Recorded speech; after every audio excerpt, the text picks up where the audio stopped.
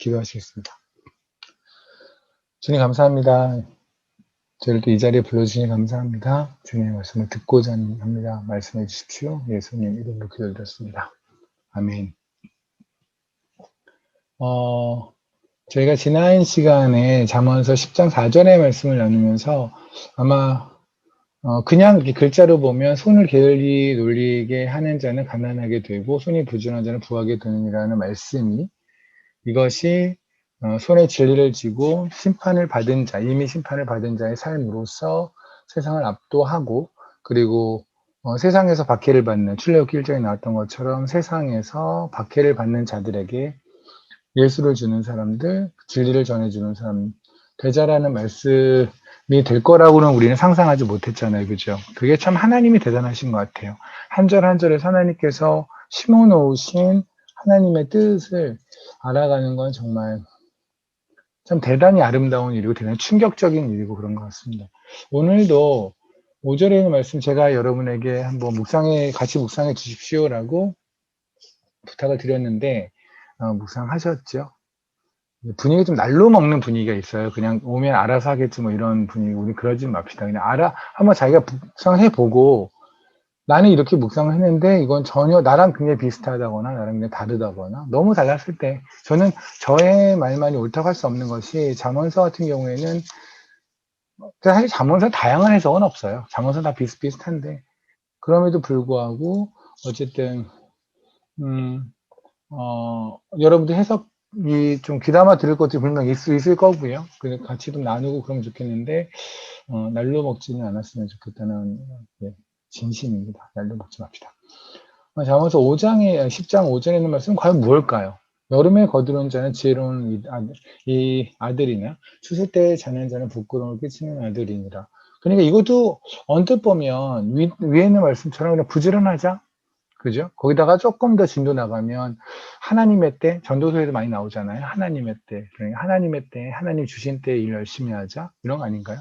그걸 조금 더 이제 구체적으로 들어가면, 적용이라는 부분으로 들어가면, 젊어서 움직일 수 있을 때 열심히 일하고. 근데 우리는 또 분명히 하나님을 믿는 사람들이기 때문에, 더 열심히, 뭐 할 수 있을 때 하나님 더 열심히 하나님의 일을 하고, 하나님 사랑하고, 또 늙어서 어차피 몸 움직이지 못할 때는 마음은 있어도 몸은 따라가지 못하니 뭐 이런 얘기로 할 수도 있을 것 같고 또 하나는 추수라는 말이 들어가면 뭔가 좀 이렇게 그죠? 그래서 뭔가 하나님의 사람들 많이 전도하고 그걸 추수로 걷는다 뭐 이런 이야기 이런 걸 이제 또 신천지에서 추수꾼이라서 되게 좋아하잖아요.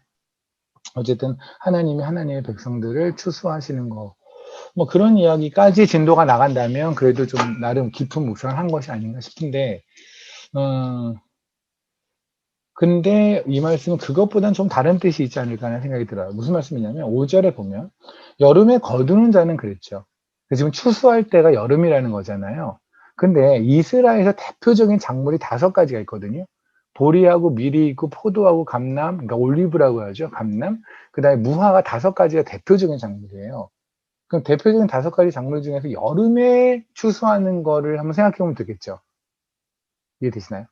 근데 보리하고 밀은 4월서부터 6월까지의 작물이에요. 그러니까 우리가 늦은 비라고 그러죠. 그러니까 소위 늦은 비 운동, 이른 비 운동 뭐 이런 거 하고 늦은 비 운동이라는 거 들어본 적 있나요? 신사도 쪽에서 많이 하는 건데 늦은 비, 옛날에 이른 비가 왔으니 주님께서 늦은 비를 내린다라고 하는 건데 사실 그 늦은 비하고 이른 비가 순서가 그 사람들이 잘 몰라서 그런데 늦은 비라는 거, 그러니까 이른 비라는 게 뭐냐면 겨울에 오는 거 있잖아요. 그러니까는 겨울이 시작되기 전에 오는 게 이른 비예요. 그 다음에 오는 게 늦은 비. 그러니까 죄송합니다. 그게 먼저가 늦은 비예요. 그러니까 겨울에 시작되기 전에 오는 비가 그 다음에 오는 게 이른 비예요. 그래서 사람들은 이제 그 신사동 쪽에 있는 분들이 그러거든요. 이른 비가 왔을 때 늦은 비가 하나님이 내리시면 그때 뭐 곡식이 일어나고 하나님이 이제 선택한 백성도 일어나고 그러니까 우리가 그때 뭐 성령을 받고 그때 성령의 은사를 받고 뭐를 하자라는 건데 성경을 잘 안 읽어서 그래. 순서가 바뀌었어요. 그러니까 만약에 한다면 이른 비 운동을 해야지 늦은 비 운동을 하면 안 돼요. 늦은 비 이미 왔거든요. 아무튼 그건 중요하지 않고 다시 말씀드릴게요. 이스라엘의 작물은 5가지가 있는데 그 중에서 4월서부터 6월까지의 작물을 우리가 보리밀, 그죠? 먹고 살아야 되는 거. 그리고 나서 여름에 거쳐지는 게 있어요. 이 여름에 거쳐지는 게 크게 2가지인데 하나는 포도고 하나는 무화과예요. 그리고 겨울쯤 돼서 11월쯤에 걷어지는 게 올리브, 감람나무에서 나온 게 올리브잖아요. 그게 바로 그래요. 그러니까 지금 여름 과실 여기서 보면 그러잖아요. 여름에 거두는 자라고 했다면 그렇다면 5가지 곡식 중에서 포도와 무화과에 속하겠죠. 사실 무화과는 1년에 5번 정도가 재배되는데요. 여러 번 재배가 되는데 근데 4월 달에 나거나 하는 봄에 나는 그거는 거의 이제 먹을 수 없는 거. 그러니까 걔는 그냥 한번 나고 그냥 좀 있으면 그냥 없어지는 거고 얘는 거의 팔거나 누가 돈으로 사 먹는 정도는 아니고 그 이후에 똑같은 나무지만 그 이후에 나는 무화과가 이제 돈 주고 사 먹을 만한 그런 맛이 나는 거라고 합니다. 그래서 무화과가 나는 걷어지는 시기는 보통 마지막으로 걷어지는 시기가 10월 전 정도. 그래서 여름으로 볼 수도 있고 가을로 볼 수도 있는데 주님께서 직접 여름이라고 말씀하신 데가 있거든요. 주님께서 이제 무화과 나무의 이야기를 하시면서 이게 그래서 여름인 줄 알리라 뭐 이런 말씀하신 게 있어요. 그래서 뭐 우리가 여름인지 가을인지 우길 건 소용없잖아요. 주님께서 여름이라고 하시면 여름인 거죠. 그죠? 그러니까 무화과하고 포도 2가지를 여름 과실로 본다면 그럼 이 얘기를 다시 보면 이렇게 볼 수 있을 것 같아요. 무화과와 포도를 거두는 자는 지혜로운 아들이에요. 맞죠? 근데 무화과, 포도를 거두지 못하는 자는 부끄러움을 끼치는 아들. 그래서 부끄러움을 끼친다라는 것은 부끄러움을 지가 산다라는 얘기예요. 그 부끄러움을 산다는 게 우리 매를 번다 이런 얘기잖아요. 부끄러움을 스스로 번다. 지가 부끄러움을 당할 거다. 뭐 이런 의미로 하면 되겠죠. 그래서 한 성경에서 말하는 부끄러움을 당한다는 얘기는 단순히 이 땅에서의 그런 걸 말하지 않죠. 끝날에 부끄러움을 당할 때는 그때는 더 이상 이제 방법이 없는 거잖아요. 그죠? 주님 앞에서 다시 오신 주님 앞에서 부끄러움을 당했다. 그럼 뭐 복음서에 여러 번 등장하는 그런 얘기일 겁니다. 그러니까 5절의 이야기는 단순히 좀 부지런하게 살자. 그거보다 조금 나가서 하나님의 일을 열심히 하자. 그 정도 수준의 이야기가 아니라 이거는 말 그대로 영원히 살고 영원히 죽고의 문제일 거란 말입니다. 이해되십니까? 그러니까 포도하고 무화과 나무라고 하는 것이 성경적으로 의미하는 바를 조금이라도 아시는 분들은 아마 제가 지금 무슨 말을 하는지를 알 것 같아요. 이 얘기가 이만큼이나 굉장히 시리어스하게 적혀 있는 곳이 하나 있는데 아모스서를 잠깐 보실래요?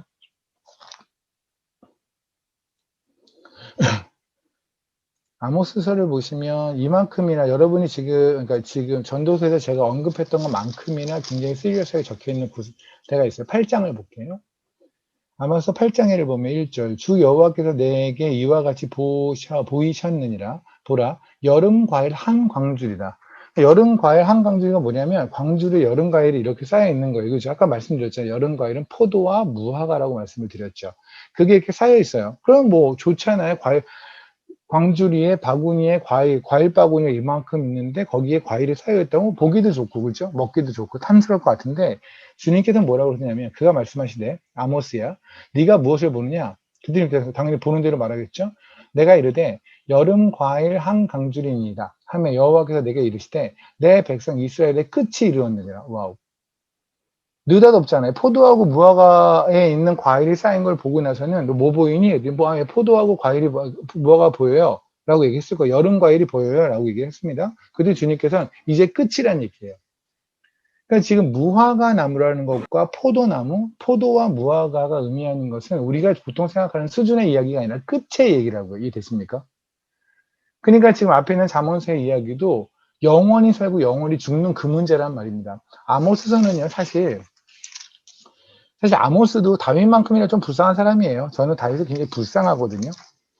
우리는 다윗 그런 왕으로서 뭔가 대단한 일을 했으니까 부럽다고 하지만 저는 1도 안 부러워요. 저는 제 인생에 다윗과 같이 되지 않기를 바라는데 그건 저의 바람이고 하나님 어떻게 쓰시냐에 따라서 다윗 그렇잖아요. 그냥 뭐 목동이었잖아요.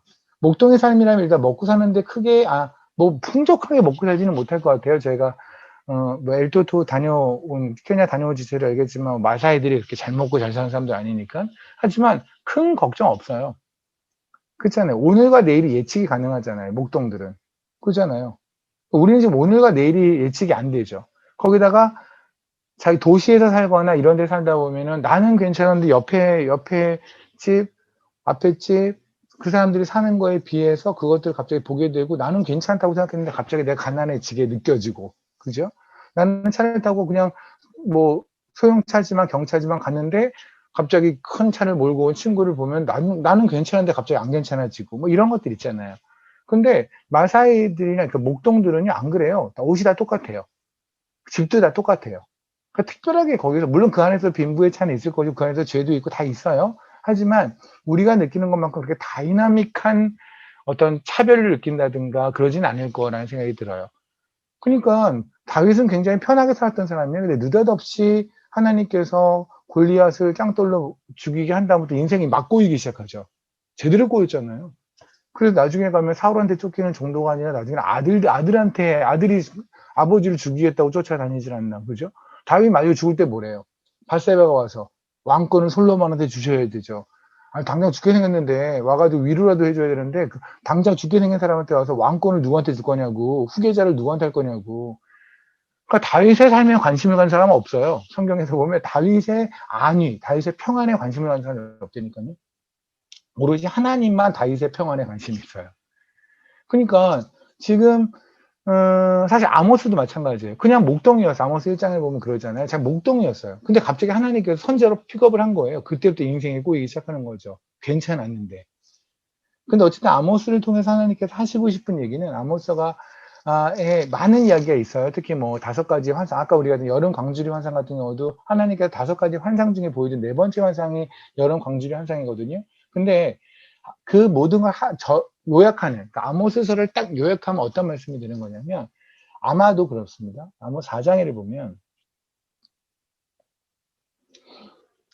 4절부터 제가 읽을게요. 너희는 베델에 가서 범죄하여 길갈에 가서 죄를 더하며 아침마다 너희 희생을 3일마다 너희 11조를 드리며 누룩 넣은 것을 불살라 수은제로 드리며 낙헌제를 소리내어 선포하려무나 이스라엘 자손들아 이것이 너희가 기뻐하는 바니라 주 여호와의 말씀이니라. 무슨 말씀이냐면 얘네들 이 친구들은 이렇게 형식적인 제사를 지냄으로써 지네가 다 하고 있다고 생각했단 말이에요. 여러분들 뭐 우리도 그렇죠. 난 11조 내고 있고 나는 주일마다 헌금 내고 있고 지금 같은 경우에는 뭐 힘들지만 어쨌든 주일마다 예배 가고 금요 뭐 철야 있고 그럼 다 가고 할 거 다 했다고요. 그래 나는 평안하다고 생각하는 거죠. 하나님도 나를 굉장히 기뻐 받는다고 생각하는 거죠. 헌금 낼 거 다 냈고 다 했으니까. 그런데 하나님 보시기엔 그렇지 않다는 거예요. 6절. 내가 너희 모든 성문에서 너희 이 일을 깨끗하게 하며 너희의 각 처소에서 양식이 떨어지게 하였으나 너희가 내게로 돌아오지 아니하였느냐. 이 말씀을요, 여러분이 북이스라엘 기근이 들었다, 뭐 못 살게 됐는데 사람들이 하나님께서 기근을 들게 하고 못 살게 했는데도 불구하고 이들이 그것도 모르고 하나님한테 결국 돌아오지 않았다. 그런 얘기가 아닐 거예요. 왜냐하면 아모스서가 쓰여지는 배경이 북이스라엘에서 여로보암 2세라는 사람 때 쓰이거든요. 여로보암 2세는 예전에 왜 북이스라엘 맞는 사람이 여로보암이잖아요. 여로보암이 원래 자식이 2세여야 하죠. 아들이. 근데 그게 아니라 여로보암 그 뒤로 쭉 가서 지금 북이스라엘 망하기 바로 직전 정도 있는 왕이 여로보암 2세 때거든요. 2세라고 부르는 거는 본인이 2세라고 부른 건 아니고 후대의 역사학자들이 그 신학자들이 앞에는 여로보암과 뒤에는 여로보암 이름이 똑같은 거예요. 우리 왜 학교도 보면 그러잖아요. 뭐 소정 A, 소정 B 이런 것처럼 여로보암 A, 여로보암 B 이렇게 만든 거예요. 그러니까 여로보암 2세와 여로보암은 시간차가 엄청나게 떨어져 있습니다. 어쨌든 여로보암 2세 때 북이스라엘이 엄청 잘 살았어요. 그러니까 북이스라엘 역사를 통틀어서 제일 잘 살았을 때예요. 그러면 가장 잘 살았을 때 갑자기 하나님께서 뭐랬냐면 내가 너희의 양식을 떨어지게 했다는 얘기예요. 그러면 북이스라엘 사람들은 그럴 거예요. 아유 무슨 말이에요. 제 곡간에 쌀이 이만큼 차 있는데요. 저는 아무렇지도 않은데 왜 하나님께서 곡식이 떨어졌다고 얘기하죠? 여기서 말하는 양식은 그들이 말하는 물질적인 양식이 아니라는 거죠. 그죠? 하나님 스스로가 양식이 되셨잖아요. 그죠? 예수 그리스도가 떡이 되셨잖아요. 그러니까 주님은 지금 등을 돌렸어요. 주님이 등을 돌릴 때가 무슨 말이에요? 그들은 배가 고파야 하죠. 왜? 예수 그리스도라고 하는 하나님이라는 떡을 먹지 못하니까 배가 고파야 하잖아요. 그런데 그들은 육의 떡을 많이 먹기 때문에 괜찮은 거예요. 그러니까 하나님은 양식을 거둔 거예요. 하나님 입장에서는. 그러니까 우리 사람들 비슷하지 않겠습니까? 어느 순간에 하나님이 내 삶에서 느껴지지 않아요. 그런데 내 통장에 돈이 있고 나는 건강하고 내 가정 별거 없이 잘 돌아가고 그러니까 나는 좀 평안한 줄 아는 거죠.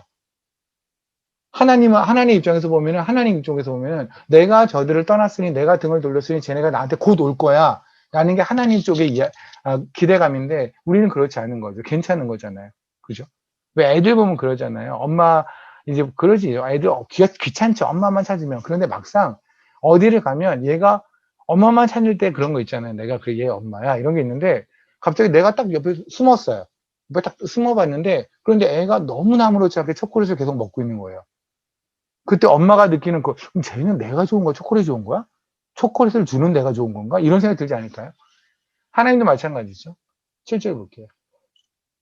또 추수하기 석 달 전에 내가 너희에게 비를 멈추게 하여 어떤 성읍에서 내리고 어떤 성읍에서 내리지 않게 하였더니 땅 한 부분은 비를 얻고 한 부분은 비를 얻지 못했대요. 그럼에도 불구하고 8절 두세 성읍 사람이 어떤 성읍으로 비틀거려 물을 마시러 가서 만족하게 마시지 못하였으나 너희가 내게 돌아오지 아니하고. 그러니까 이것도 마찬가지로 육적으로 내리는 비의 얘기라기보다는 우리에게 생명수 대신 하나님에 관한 이야기겠죠. 그죠? 우리는 목이 말라 있는 상태예요. 하나님이 보시기에는 말씀도 안 보고 예배도 뭐 흐트러져 있고 우리는 목이 말라 있는데 우리는 목이 마른 걸 모르는 거죠. 지금 북이스라엘 상태가 딱 그 상태예요. 이건 육적인 얘기가 아니라 하나님께서 기근을 내렸고 쌀을 다 걷어갔으니까 니네가 나를 오기로. 하나님은 그 정도 수준의 하나님은 아니잖아요. 그죠? 그러니까 지금 아모스의 이야기가 정확하게 뭐냐면 하나님을 떠난, 하나님을 등진 사람, 그런데도 하나님을 등졌는지 모르는, 하나님이 떠났는데도 하나님이 떠난지를 모르는 상태의 이야기예요. 그 중에 나왔던 게 뭐냐면 여름 광주리의 이야기죠. 그러니까 여름 과실 광주리죠. 과일이 있는데 여름 과일, 포도하고 무화과라고 말씀을 드렸잖아요. 여름에 이스라엘에서 나는 거는 그거니까. 그게 있는데 이것이 북이스라엘 사람들은 저주가 될 거라는 거예요. 그걸 딱 보자마자 머리가 하나님께서 걔네들한테 끝이라고 말을 해라. 거기에 더 이상 걔네들은 no more chance, 더 이상의 기회는 없다고 말을 해라. 그럼 뒤집어 가면 뭘까요? 여기 있는 포도하고 무화과라는 게 누군가에게는 영원한 기회가 되는 거고 영원한 복이 되는 거고, 거기 있는 무화과와 포도가 누군가에게는 영원한 저주가 되는 거고. 이해되십니까?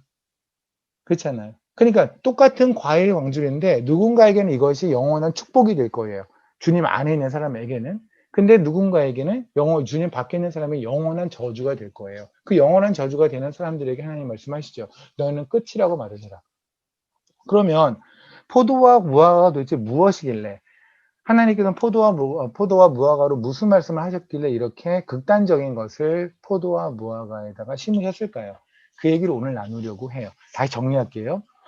또 나중에 가서 잠언서 복습하는데 내가 오늘 하루 종일 무화과하고 포도 얘기를 듣는데 잠언서 5장 5절에 무화과 포도가 없어 라고 또 막 벽을 막 치고 그러지 말고요. 왜 포도와 무화과라는 이야기를 했냐면 거기는 여름에 거두는 과일이 포도와 무화과라는 이야기입니다. 오케이? 근데 포도와 무화과는 그냥 먹는 정도 수준의 얘기가 아니라 이거는 영원한 생명과 영원한 죽음, 영원한 축복과 영원한 저주의 갈림길 같은 이야기라고 제가 말씀을 드렸고요. 그죠? 이거는 우리가 아모스를 통해서 이게 그렇겠구나, 그 정도의 무게감이 있는 상징을 가지고 있구나라는 걸 우리가 지금 배웠고, 그리고 나서 이게 그럼 어느 정도의 이야기인지에 대해서 좀 더 구체적으로 나누겠단 말이 있습니다. 구약에도 무화과와 포도에 관한 이야기는 많이 나와요.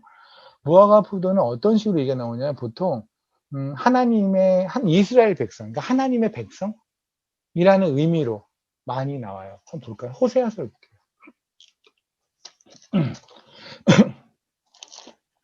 호세아서 9장입니다.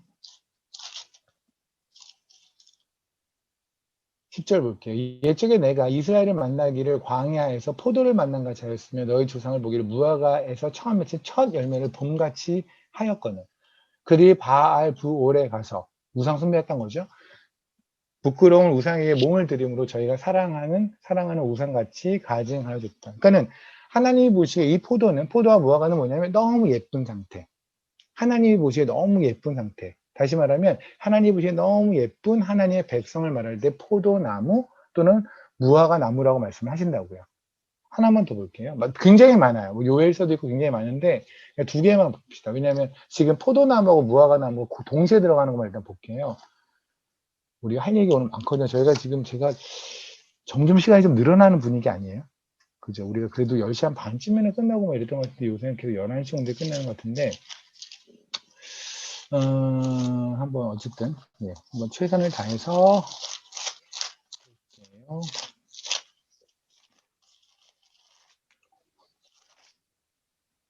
네, 5장 7절인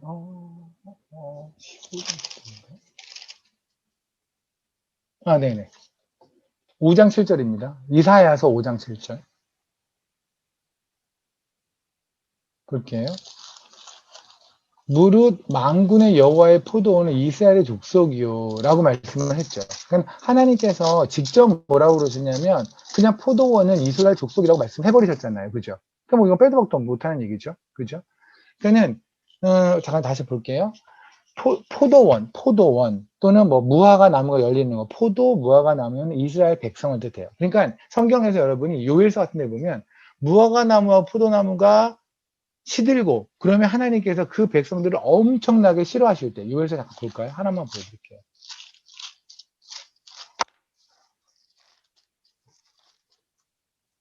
12절에 볼게요. 포도나무가 시들어 1장 11절입니다. 12절입니다. 포도나무가 시들었고 무화과 나무가 말랐으며, 그러면 이 얘기는 뭐냐면 하나님께서 그 하나님의 백성을 봤을 때 걔들한테 어떠한 열매, 다시 말하면 성령의 열매가 없는 상태, 하나님이 없는 상태, 하나님을 잃어버린 상태가 바로 성경에서 말하는 무화과 나무와 포도나무가 시들었으며 말랐으며, 영어로 하면 dry up 되고 wither이라고 그러죠. 그냥 완전히 말라 비틀어져 버린 상태. 그 얘기를 하는 거란 말입니다. 그러니까 우리 한 명 한 명이 무화과 나무, 포도나무예요. 우리가 아주 열매를 맺고 이 상태 하나님 너무 좋으신 상태고 우리가 시들어 버리면, 그러면 하나님을 잃어버린 상태겠죠. 그러나 이 상태는 세상적으로는 잘 나가는 상태일 수도 있어요. 말씀드렸듯이 아까 북이스라엘 같이. 그러니까 여러분이 하나님과 관계가 좋다 안 좋다를 세상에서 잘 나간다 아닌다, 나는 승진이 그냥 잘 되고 시험에 잘 합격하고 무지하게 그냥 병도 하나도 안 걸려서 내가 그리스도인인지 거북인지 막 헷갈리고 막 이 정도로 건강하고 되게 오래 살고, 이것이 여러분이 하나님에게 복을 받는 기준점은 아니라고요. 우리는 침대에 계속 누워 있을지라도요, 우리는 정말 손 하나 까딱하지 않을지라도 하나님을 기억할 수 있고 그 순간에 감사가 나오는 사람이 하나님과 관계가 좋은 사람이에요. 지금 여러분이 어마어마하게 많은 걸 갔을지라도 하나님께 더 주세요, 더 주세요, 더 주세요를 외치고 있다면 여러분에게 뭔가 문제가 있는 거일 수도 있어요. 그러니 그런 교회를 다녀서는 안 돼요. 더 주세요를 가르치는 교회를 다니는 것은 여러분을 지옥으로 끌고 가요. 그러니까 뭐 구원받은 사람이 지옥을 가지는 않겠지만 우리 삶이, 나는 모르겠지만 하나님과는 굉장히 거리가 떨어진 삶을 살 수밖에 없어요. 더 줘, 더 나은 내일, 더 주세요, 더 주세요를 가르치는 것은. 어쨌든 우리 지금 뭘 정리했는지 놓치지 마세요. 말이 좀 길을 거예요. 무화과 나무와 포도나무는 하나님에 속해 있는 이 백성들을 말을 한다. 그죠? 이것이 풍성하게 열려 있는 거는 관계가 좋다는 얘기고, 이것이 말라 비틀어진 건 관계가 안 좋다는 말씀이다.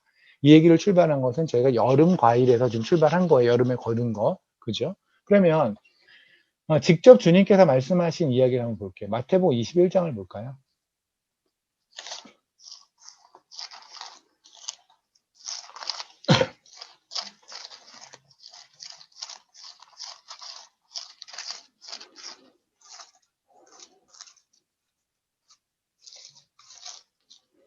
마태복음 21장입니다. 21장에 보면 23절서부터 32절까지, 사실 그 밑에 있는 포도원의 농부의 비유도 마찬가지인데 포도원의 농부의 비유를 먼저 볼까요? 여기 먼저 볼게요. 아니다.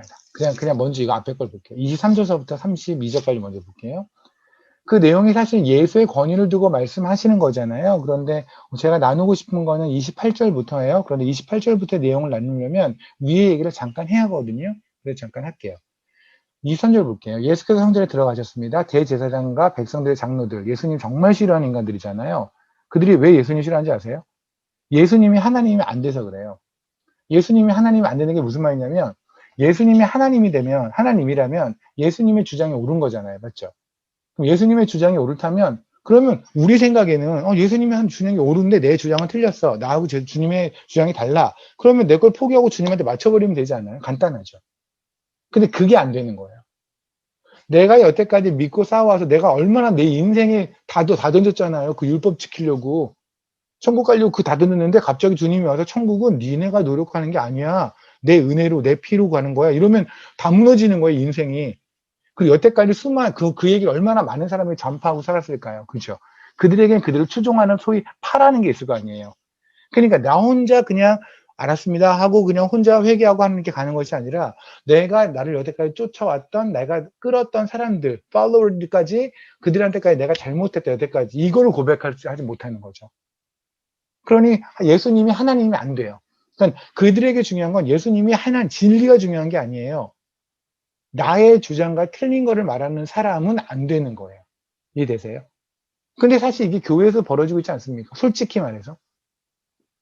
교회에서 진리를 전해요. 어떤 사람이 외부 강사가 와서 진리를 전해요. 그러면 갑자기 다음부터 그 강사를 더 이상 부르지 않아요.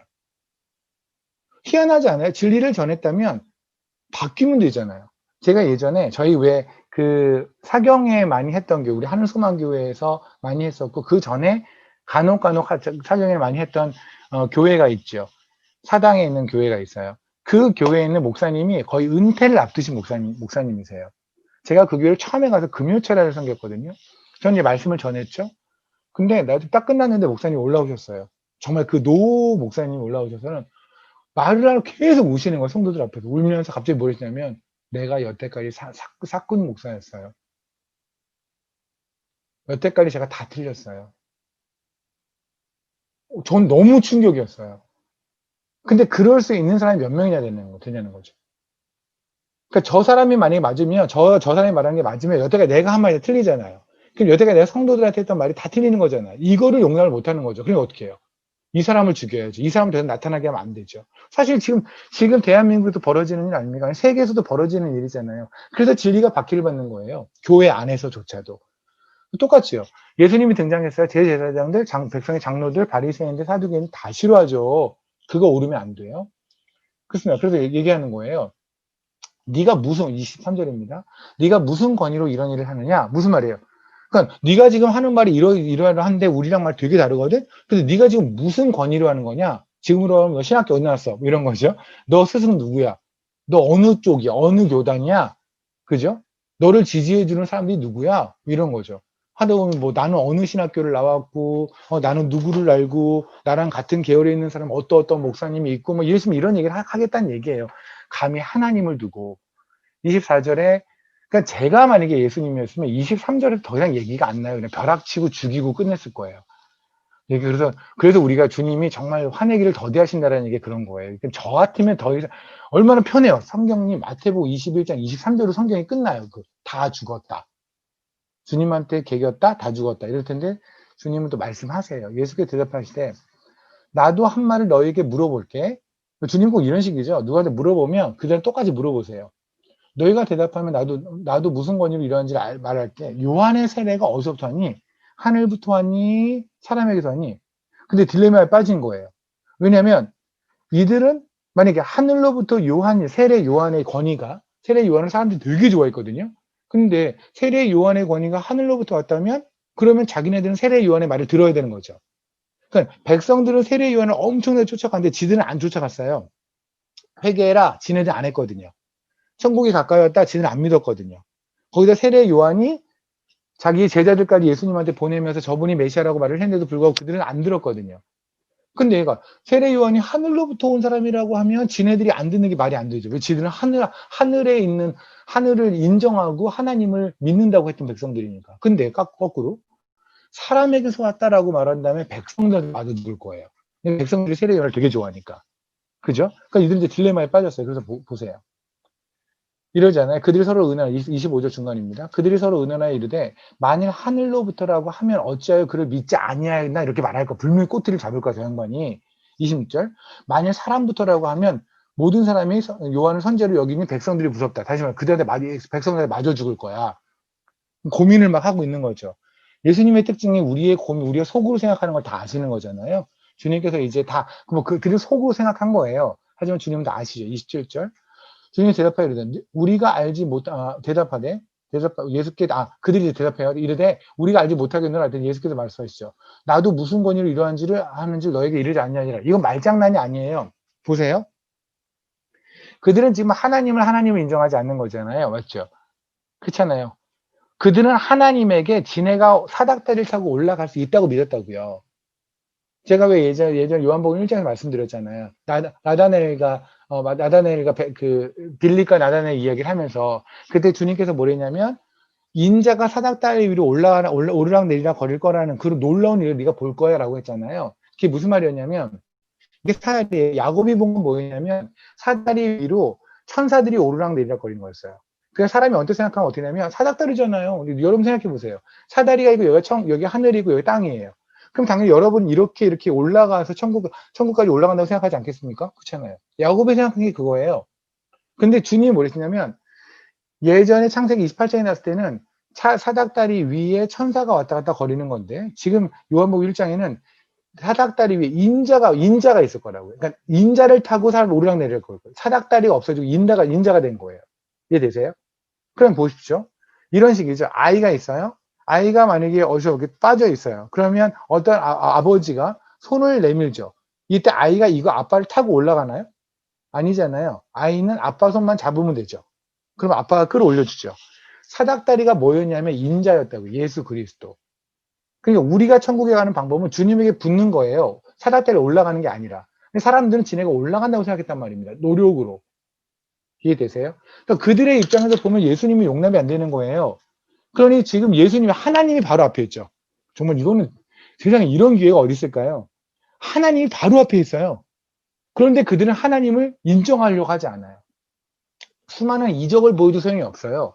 진리를 말해도 소용이 없어요. 뭐를 해도 그들은 믿지 않으려고 해요.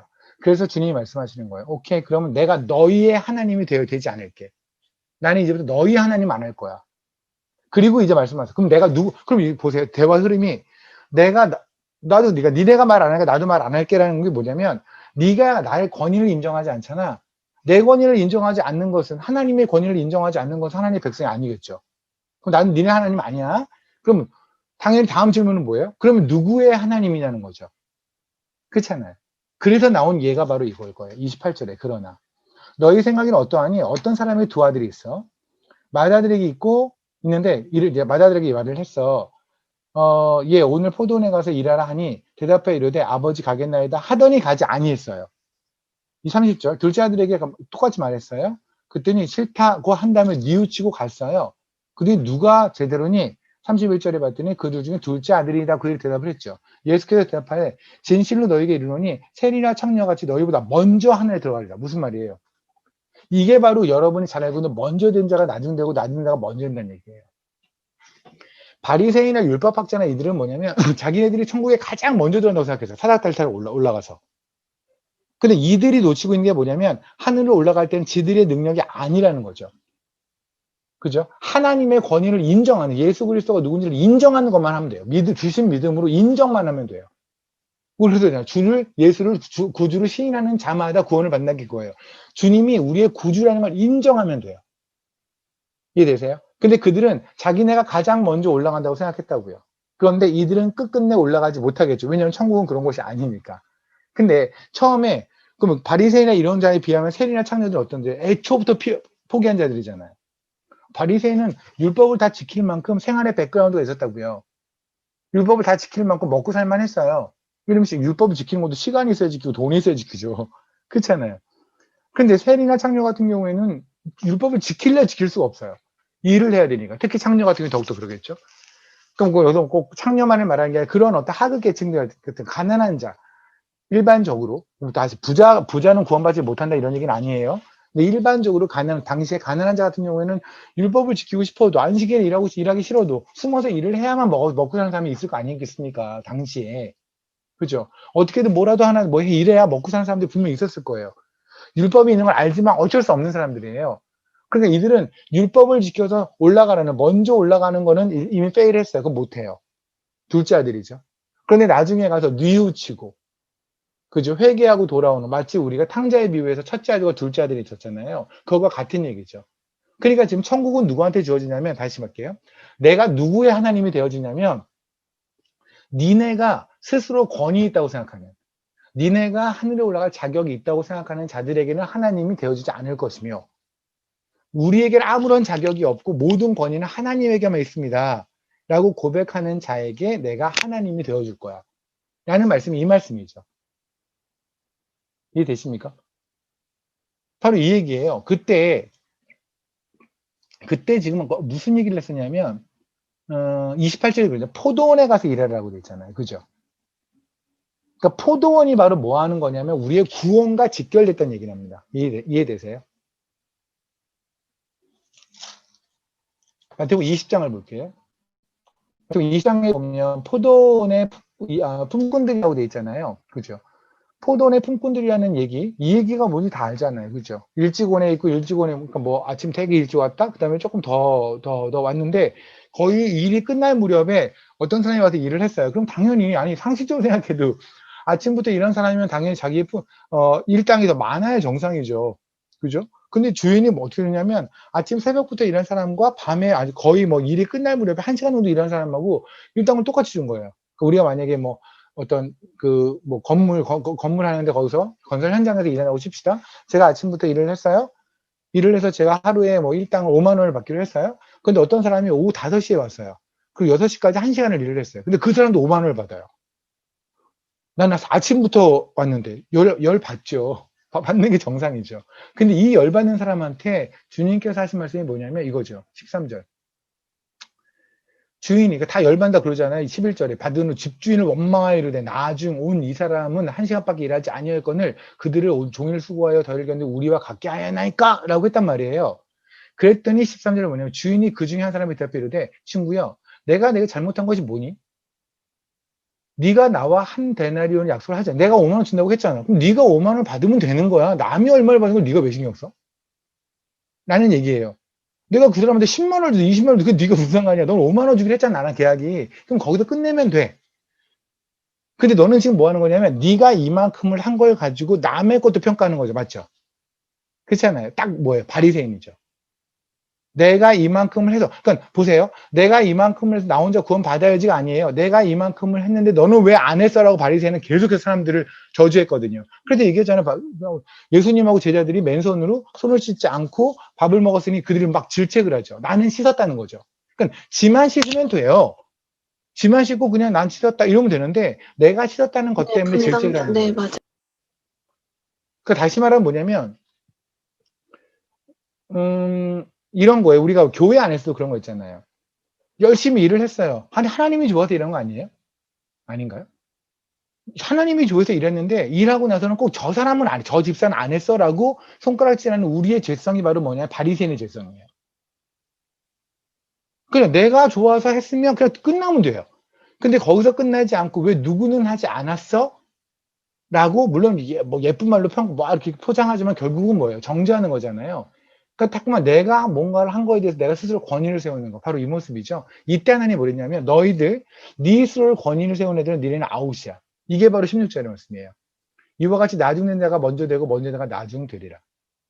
그러니까 우리는 보통 먼저 된 자가 나중 되고 나중 된 자가 먼저 됐다는 거를 어떻게 쓰냐면 교회에 왔을 때 그죠? 묵은 애들 있잖아요. 헌 것들, 우리들 이렇게 헌 것들 있는데 가지고 막 새구가 딱 들어왔어요, 이렇게. 그러면 새구가 이제 지금 막 좋아서 막 뛰어다니잖아요. 열받아갖고 막 뛰어다니잖아요. 그러면 이제 늙은 우리 선지자들이 가가지고 찬물을 쫙 끼얹으면서 나도 한때 그랬는데 소용없더라. 이러면서 하잖아요. 그죠?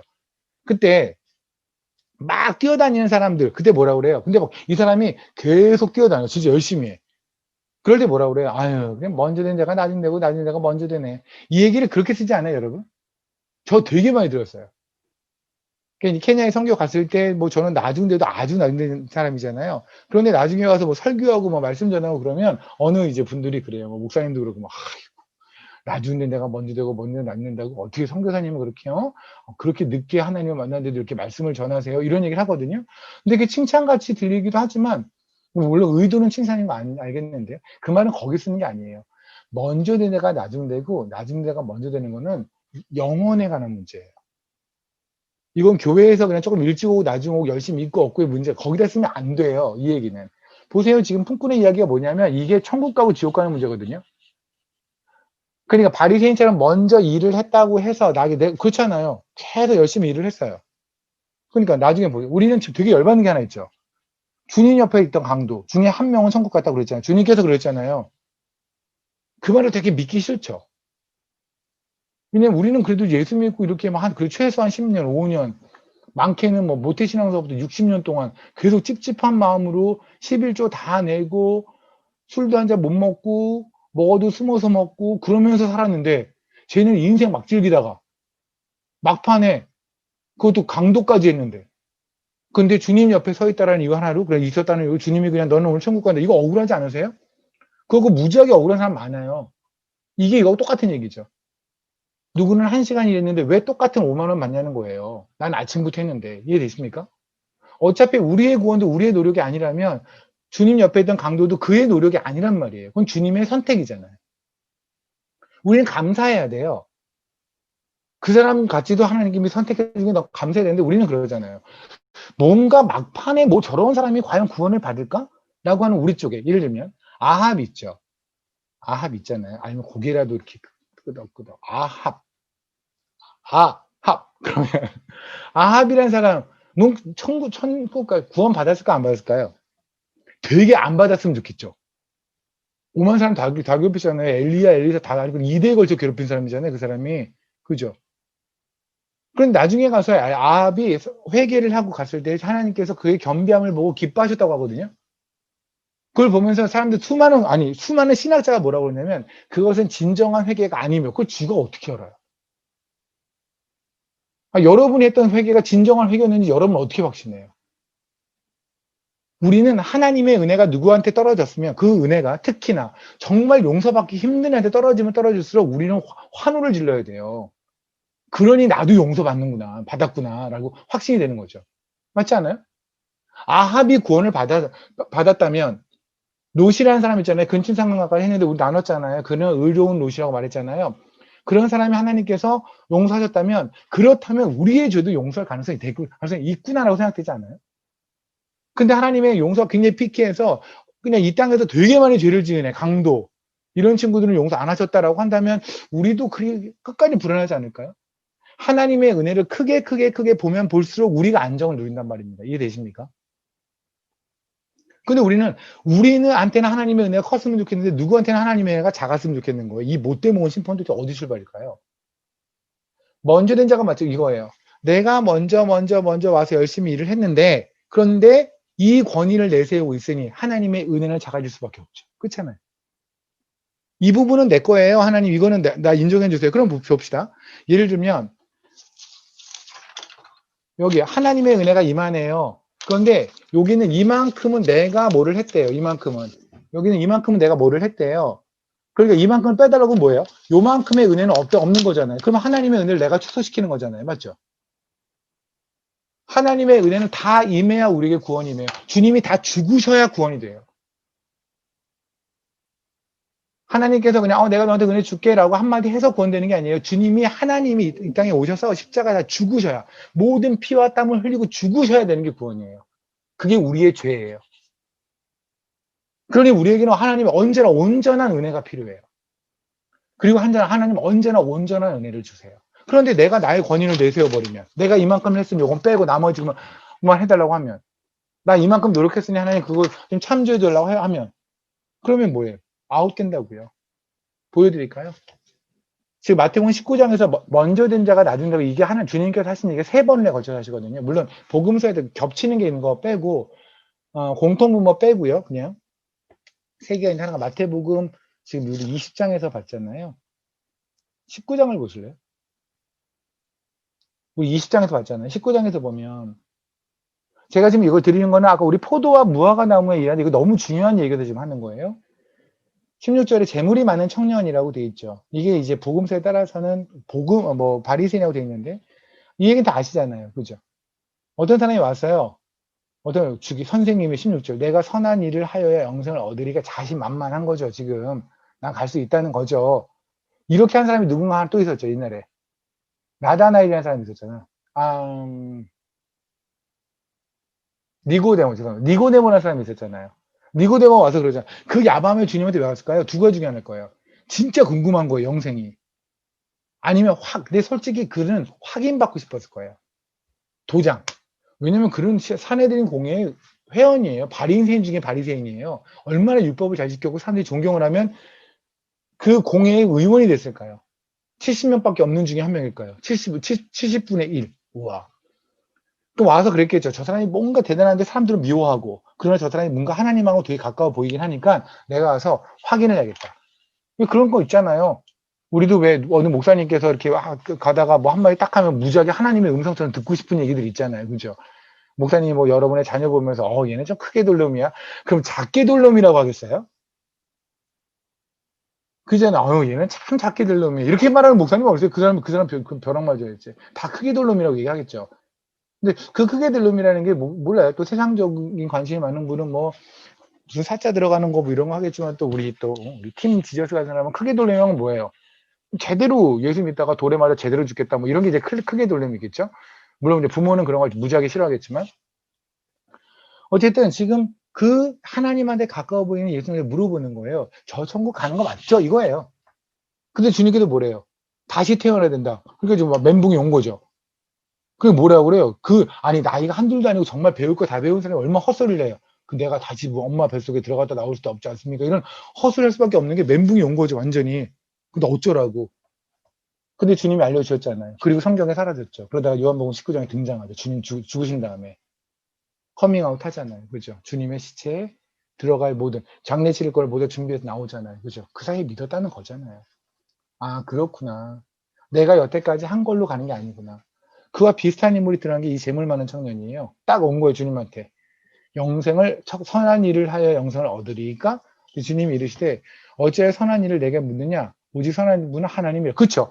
선한 게 되어 있잖아요. 선한 것은 선하신 하나님을 믿는 게 선한 일이에요. 아멘.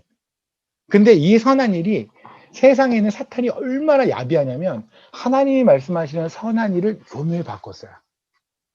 그래서 하나님을 잘 믿는 사람이 선한 것 같지 않아요. 뭔가를 하는 사람이 선한 것 같아요. 맞죠? 그렇잖아요. 뭐 누구한테 빵이라도 주고 뭐라도 주는 게 선한 것 같아요. 그러니까 우리 눈에 스님도 무지하게 선해 보이는 거예요. 그러니까 그들은 왜 저 구원을 못 받을까가 궁금해지기 시작하는 거죠.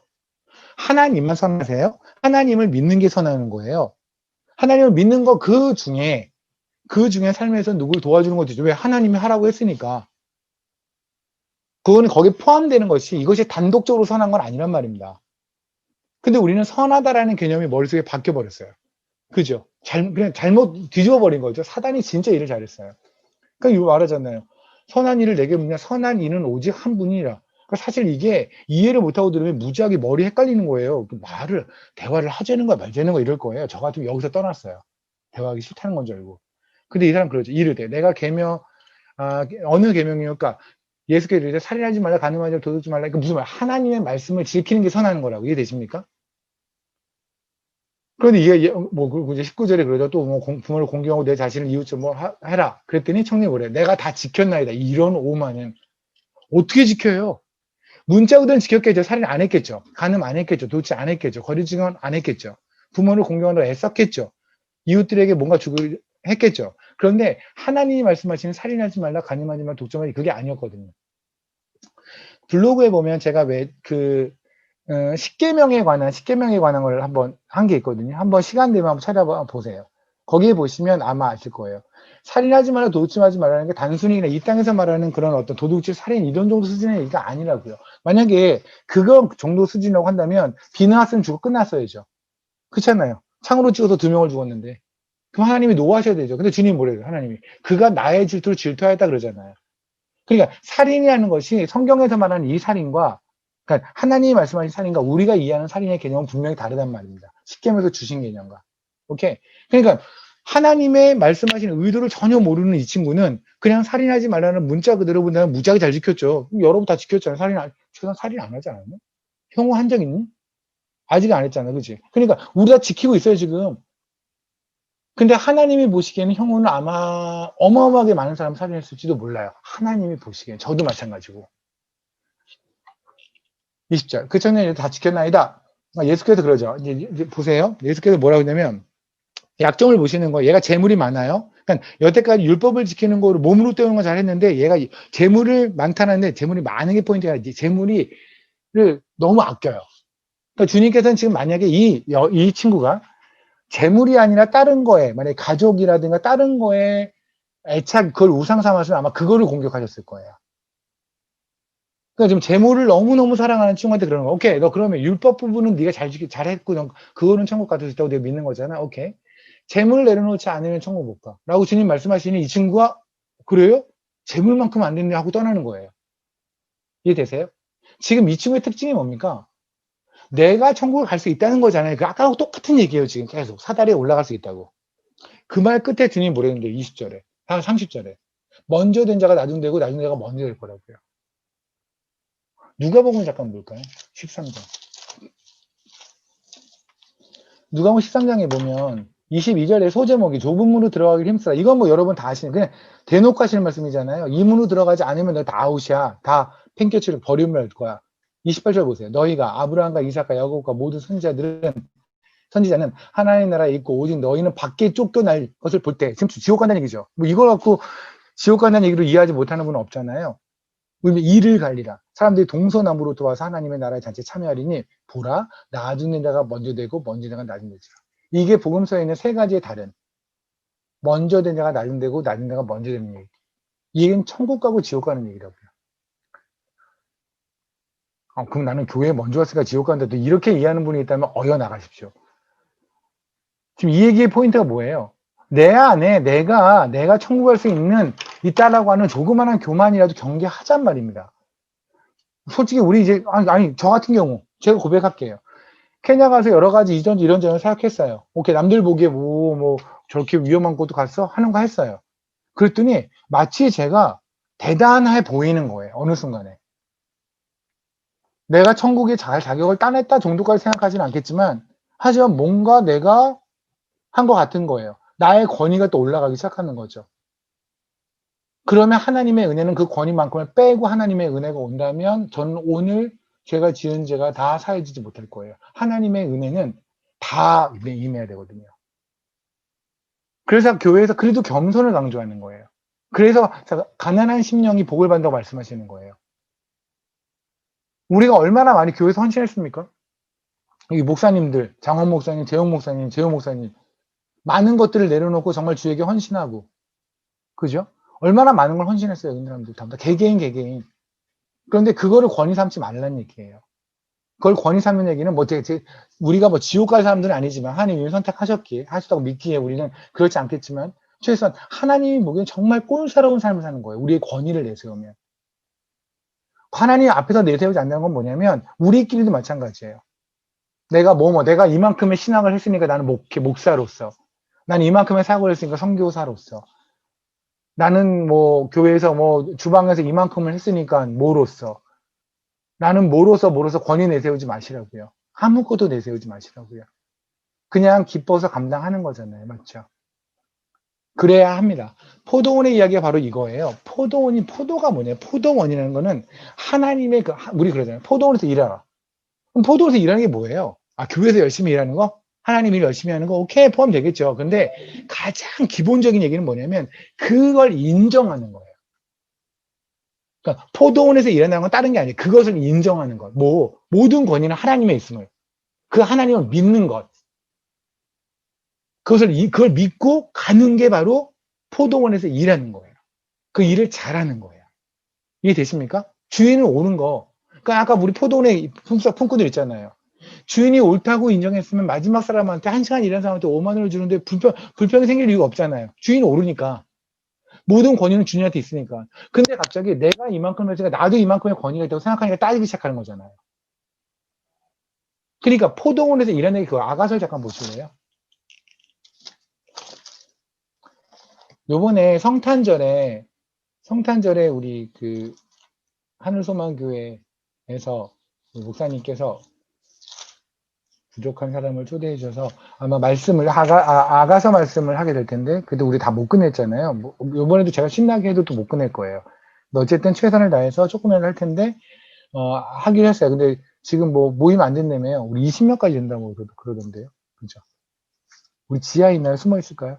그래서 어쨌든 그래서 이제 모이지는 못하겠지만 어쨌든 그래도 한 몇 시간 정도 말씀을 나눌 시간이 있을 것 같아서 너무 감사합니다. 그런 시간을 마련해준 하늘소망교회는 역시 좋은 교회가 맞습니다. 아가서를 보면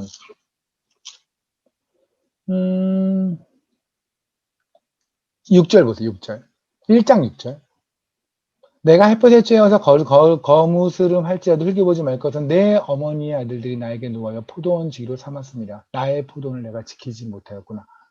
그러니까 지금 술레미 여인이 하는 말이 뭐냐면 내가 포도원을 지켰죠. 그러면서 포도원을 일하느라고 속이 너덜너덜해졌다는 거예요. 왜요? 하나님을 믿는 건 그런 거거든요. 보이지 않는 하나님을 믿는 건 속이 너덜너덜할 수밖에 없어요. 그냥 속이 아주 그냥 말끔하면서 하나님을 믿을 수는 없어요. 그건 불가능해요. 그런 사람은 없어요. 이 땅에서 하늘을 소망하면서 하나님만 믿으면서 얼굴이 모든 게 거무스름하고 얘기하잖아요. 내가 비록 검은 아름다 내가 계달의 장막과 같다. 그런데 그런 우리를 주님께서 뭐라고요? 너는 솔로몬의 휘장이야 라고 불러주신다고요. 포도원에서 일어나는 건 다른 게 아니에요. 하나님을 믿는 거예요. 하나님의 오르심을 믿고요. 우리의 권위가 아니라 하나님에게 모든 권위가 있음을 믿는 거예요. 2장을 보실래요? 2장에 보면 주님이 이제 오시는 장면이 나와요. 주님이 오세요. 10절 보면 나의 사랑하는 자가 내게 말하되 나의 사랑은 내 어여쁜 자 일어나 함께 가자. 와, 주님이 오셨어요. 나의 신랑이 오신 거예요. 그리고 말씀하세요. 나의 사랑, 나의 어여쁜 자 일어나 함께 가자. 14절에 그러죠. 바위 틈 사이에서 내 가운데 내 안에 숨어있느라 고생했지. 그렇잖아요. 우리는 이 땅에서 주님 뱃속에 주님 배 가르고 들어가서 바위 틈에 들어가서야 우리 사는 존재들이잖아요. 그렇죠? 그때 우리가 얘기하는 거예요. 주님 이르는 거죠. 그런 거 있잖아요. 애들한테 신나게 맞다가 아빠 오면 아빠 쟤가 나 때렸어요. 쟤 있잖아요. 쟤 하면서 막 이러는 거 있잖아요. 똑같아요. 뭐라 그래요? 우리를 위하여 15절 우리를 위하여 여우 그 포도원에 허는 작은 여우를 잡아주세요. 쟤 때문에 제가 너무 힘들었어요. 주님을 믿는데 너무 힘들었어요. 그 여우가 뭐 하는 건데요? 예수 못 믿게 하는 자들, 하나님 못 믿게 하는 자들, 세상에 가지고 확 와가지고 믿음을 쓰지 못하게 하는 자들, 세상의 거를 두렵게 하는 자들, 세상이겠죠? 교회 안에 세상을 갖고 들어온 자들이겠죠. 이들 때문에 하나님을 제대로 못 믿는 거예요. 그렇잖아요. 보세요. 믿음, 우리가 히브리서 11장 보면 뭐래요? 믿음으로 그들이 뭐 했어요? 믿음으로 모세는 왕이 됐더라요? 아니요. 믿음으로 모세는 왕의 걸 내려놓고 그리스도를 위하여 모든 수모를 당하였더라. 믿음으로 뭐 했어요? 아브라함이 굉장히 그 동네 잘 나가는 사람이 됐나요? 아니요. 성경에서 아브라함이 믿음으로 그가 알 바를 알지 못하고 떠났더라. 그게 믿음인 거예요. 그러면 믿음으로 산다는 게 뭐예요? 인생이 무지하게 흉악해지는 거예요. 세상 시각으로 보면. 너덜너덜할 수밖에 없죠. 그러면 믿음으로 오케이. 믿음으로 우리끼리만 산다고 칩시다. 저 요번에 지난 시간에 우리가 신지호 목사님 위해서 헌금합시다라고 했잖아요. 그러고 나서 박지원 목사님이 그 통장이 딱 시키는, 정말 순식간에, 여러분이 순식간에 이체해 주신 게 딱 시키는데 그걸 보면 제가 눈물이 핑 도는 거예요. 와, 멋지다, 사람들. 진짜 딱 시키는 거예요. 딱, 그 순간적으로. 정말 예수 믿고 가는 사람들, 우리만 있으면 괜찮아요. 그런데 우리 말고 옆에서 여우들이 있다니까요. 그들은 하늘을 못 보게 해요. 교회 안에 들어와서 세상의 가오로 눌러버려요, 사람들을. 우리끼리 있었으면 괜찮았어요. 그런 거 있잖아요. 저희 삼형제 클 때, 이걸 우리 형들이 이것까지 볼 일은, 작은 형이 요새 제 설교를 듣는다고 하지만 이것까지 볼 일은 없을 것 같다는 생각이 들어요. 그분이 또 아직 하나님이 없기 때문에, 아직 믿지 않기 때문에 이렇게 눈에 비주얼이 없는 걸 보진 않을 거예요. 눈에 보이는 게 없으면. 삼형제가 란닝구 아세요? 란닝구? 뭐라고 그래, 전문용어로? 전문용어가 란닝구죠. 몰라. 란닝구 이렇게 입으면 거기에 구멍 이렇게 나는 거 알아요? 또 모른 척 한다, 다들. 예. 그래, 없다, 모른다고 쳐요. 저만 있어요, 저만 알아요. 란닝구 구멍 이렇게 있어요, 이렇게. 그거 뚫린 채로 셋이 앉아가지고 뭐 수박 먹고 막 이랬던 기억이 너무너무 새록새록해요. 뭐 형들은 이제 뭐 어디 가서 그런 사실을 부인하고 있겠지만, 뭐 어쨌든. 근데 우리끼리 있으면 괜찮은데, 근데 갑자기 저희 사촌, 좀 잘 사는 사촌이 오면, 그리고 그 사촌이 이제 덥다고 딱 벗었는데, 란닝구가 너무 세핑한 거, 몸에 달라붙는 거. 우리는 여기까지 이렇게 내려온 거 있잖아요. 이렇게 갈비뼈 다 보이는 란닝구 있잖아요. 알죠? 저 밑에까지 내려오는 거. 저희는 그 란닝구가 원래 그 파는 란닝구 줄 알았어요. 저는 어려서. 단 한 번도 몸에 딱 달라붙는 착용감 있는 란닝구를 입은 적이 없거든요. 그러니까 모든 란닝구는 왜 형 걸 입었으니까 모든 란닝구는 갈비뼈가 보이는 줄 알았어요. 근데 갈비뼈를 가리는 란닝구를 입고 나타난 거예요. 제 사촌 형이 그 순간, 그리고 구멍도 없는, 저 다 있는 줄 알았어요. 구멍. 원래 제조가 그렇게 되는 줄 알았어요. 근데 구멍이 없는 란닝구를 입고 있는데 제가 얼마나 창피하고 가난이 막 느껴지고. 우리끼리는 괜찮다니까 믿음 쓰고 사는데, 그런데 이상한 거 기어 들어와가지고 여우 기어 들어와서 믿음을 못 쓰게 만드는 거예요. 하늘만 바라보고 괜찮다고요. 우리는 믿음으로 갈 바를 알지 못하고 떠날 수 있는데 갑자기 들어와서 그렇게 하면 안 된다는 거예요. 사람이 대책이 있어야 된다는 거예요. 그렇게 믿음 하지 말라는 거예요. 그렇게 말하는 사람이 교회 도초에 도사리고 있죠. 있잖아요. 갑자기 여러분 머릿속에 딱 생각나는 사람이거나 아니면 여러분 자신이거나. 지금 술래미 여인이 그런 거예요. 주님, 나의 목동이죠. 나의 신랑이요. 내가 당신만 보고 여태까 살았는데 그렇게 하려고 했는데 제가 넘어진 적이 너무 많아요. 그들이 보기에, 세상이 보기에 안 넘어진 거죠. 근데 주님이 보기에 넘어진 적이 너무 많아요. 왜냐하면 저 여우들이요. 그래서 지금 말하는 거예요, 아가서에서. 저 여우를 잡으라. 잡아주세요. 포도원은 어떤 곳이냐면, 교회는 어떤 곳이냐면, 포도원의 대표적인, 그러니까 우리의 모든 걸음하는 데가 다 포도원이죠. 그죠? 하지만 특히나 교회는 어떤 곳이어야 되냐면, 믿음 하나로 살아가는, 믿음 외에 어떠한 대책도 제공하지 않는 곳. 그것이 교회예요. 그리고 우리 한 명 한 명이 포도원이잖아요. 여러분의 가정이 또 포도원이 될 것이고, 여러분 직장이 포도원이 될 것이고. 그러니까 여러분이 포도원에서 일하는 사람, 하나님이 기뻐하시는 품꾼이 되려면, 일꾼이 되려면 다른 게 아니에요. 그냥 믿음으로 사시면 돼요. 아멘. 또 하나는 뭐냐면, 우리 보세요. 여러분이 구원받은 거 어떻게 알아요? 믿음으로. 아니, 믿음으로 가장 소중한 걸 얻었잖아요. 돈으로 환산해 볼 거예요. 한번, 여러분 생각해 보세요. 오늘 이거 예배 끝난 다음에, 구원을 돈으로 환산하면 얼마쯤 될 거라고 생각해 보세요. 얼마쯤 될까요? 돈으로 환산하면. 돈으로 환산하면 구원이 얼마예요? 한 1,000억 되나요? 1,000억으로 구원 살 수 있을까요? 도무지 돈으로 환산할 수 없다라는 걸 인정하시잖아요. 그죠? 그러니까 도무리 환산, 그냥 이렇게 말합시다. 그냥 현실적으로 합시다. 현실적으로 우리가 이해할 수 있게. 100조라고 합시다. 100조라는 돈이 구원이라고 합시다. 오케이? 여러분의 통장에 지금 100조가 들어왔어요. 그냥 믿음으로. 그런데 이 세상에서 있는 자잘한 1,000만 원짜리, 100만 원짜리, 10만 원짜리, 1억짜리는 우리는 믿음을 안 쓰는 거예요. 말 같지 않죠? 가장 소중한, 가장 비싼 구원은 믿음으로 취했는데, 이 세상에서 살아가는 동안에 믿음을 쓰고 싶지 않은 거예요. 내 눈을 믿고 싶은 거예요. 내 통장을 믿고 싶은 거예요. 이게 무슨 말 같지다는 짓이에요. 근데 그렇게 만드는 게 바로 세상이고, 그 세상을 따라가고자 하는 게 우리의 죄성이라는 거예요. 우리는 따라가기 싫어요. 근데 여러분 중에 오렌지 싫어하는 분 있죠. 저 언제 오렌지를 신 거 저는 별로 안 좋아하는데. 근데 우리 군침 돈다고 그러잖아요. 오렌지를 입에 넣으면 군침이 돌아요. 남들 보면 그럴 거예요. 와, 오렌지를 좋아한다고. 아니, 안 좋아해요. 안 좋아하는데 오렌지가 닿으면 그냥 나와요.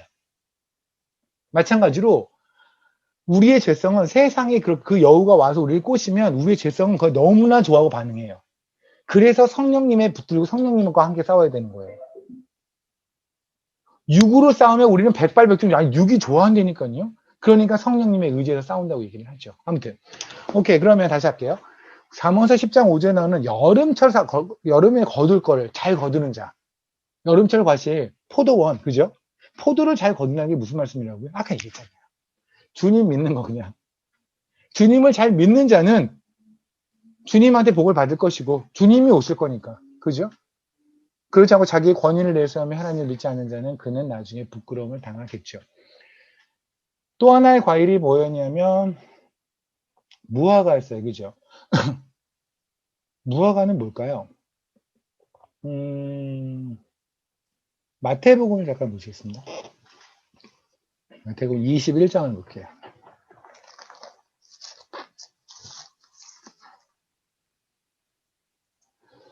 마태복음 21장에 보면 18절서부터 무화과 나무가 마르다라고 돼 있잖아요. 그죠? 아까 무화과도 마찬가지로 포도원과 마찬가지 얘기인데 무화과는 조금 더 다른 시각의 거리 볼 수도 있을 것 같아요. 마찬가지 이야기입니다. 18절 위에 무화과 나무가 마르다. 근데 이 말씀을 이해하려면 12절서부터 읽어야 돼요. 12절서부터 17절까지의 말씀이 이해가 안 되면 18절서부터 22절까지는 되게 엉뚱한 얘기가 돼요. 그러니까 지금 18절 얘기가 뭐냐면 이른 아침에 성읍 들어오실 때 시장하신지라 길가에서 무화과나무를 보시고 그리로 가서 잎사귀밖에 아무것도 찾지 못하시고 나무에게 이르되 네가 영원토록 네가 열매를 맺지 못하리라 하신 무화과나무가 곧 말라버렸죠. 근데 이걸 마가복음 11장에서 뭐라고 말씀하셨냐면 저만 찾을게요. 괜찮아요. 마가복음 11장의 13절에서는 멀리서 잎사귀가 있는 한 무화과나무를 보시고 혹시 그 나무에 무엇이 있을까 가셨더니 가서 보신즉 잎사귀 외에는 아무것도 없더라. 왜냐하면 이는 무화과 때가 아니라. 무화과 때가 아닐 때 무화과 안 열리는 건 무화과 잘못이 아니죠. 사과가 안 열릴 때 사과가 안 열릴 때 사과나무에 사과가 없는 건 정상이 아닙니까? 근데 주님은 지금 화가 나실 거예요.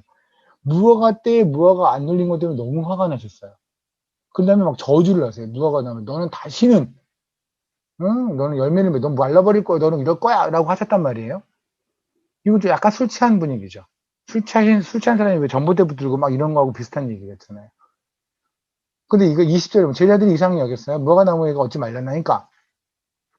이렇게 대답해 이르시되 내가 진실로 너에게 이르노니 만일 너희가 믿음이 있고 의심하지 않으면 이 무화과 나무에서 된 이 일이 이 일뿐만 아니라 이 산 덜어 들려 바다에 던지려 하여도 될 것이요 너희가 기도할 때 무엇이든지 믿고 구하는 것은 다 받으리라 하시니라. 여기서 힌트가 하나 있어요. 사실 이 말씀이 되게 어렵거든요.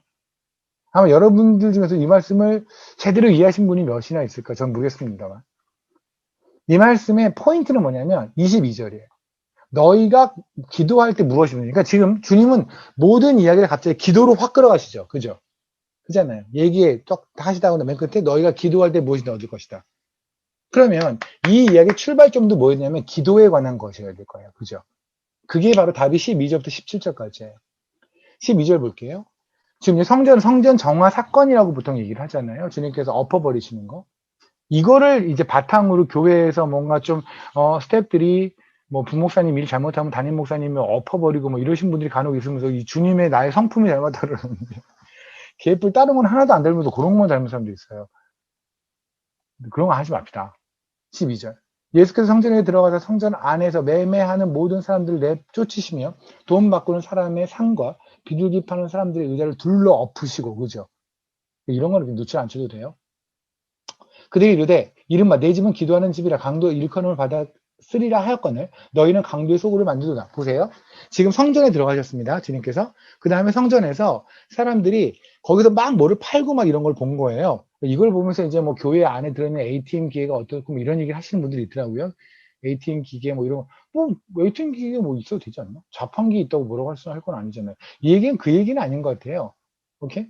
이 얘기의 포인트는 단순히 이 얘기를 우리가 이 말씀을 보면서 교회에서 너무 돈, 하도 돈을 밝히니까 돈 한다라는 거. 그러니까 목사님들이 하도 뭐 돈에 관한 설교를, 헌금에 관한 설교를 너무 주구장창 하신다든가 11조의 의미도 하나도 모르면서 그냥 11조를 내면 저번에 우리 나눴잖아요. 지난 시간에 만복을 받을 거라고 사람들을 회유와 협박을 동시에 하는 뭐 이런 거 해서 교회 처음 오는 사람들이 막 신물나고 막 이런 거 있죠. 그런데 또 목사님들이 또 나중에 갔더니 뭐 이만한 대박 좋은 차 뭐 몰고 다니고 막 이러더라. 그죠? 목사님들 안전을 위해서 하나님을 안 믿나 봐. 안전을 되게 챙겨요. 보디가드 두고 다니고. 아무튼 보세요. 이 얘기의 포인트는 13절이에요. 내 집은 만민이 기도하는 집이에요. 그런데 네가 이거 강도의 속을 만들었다는 거예요. 그러니까 처음에 만민이 기도하는 집이라는 말이 나오는 그 구절을 보면 답이겠죠. 그렇잖아요. 이게 이사야서에 있거든요. 이사야서 56장.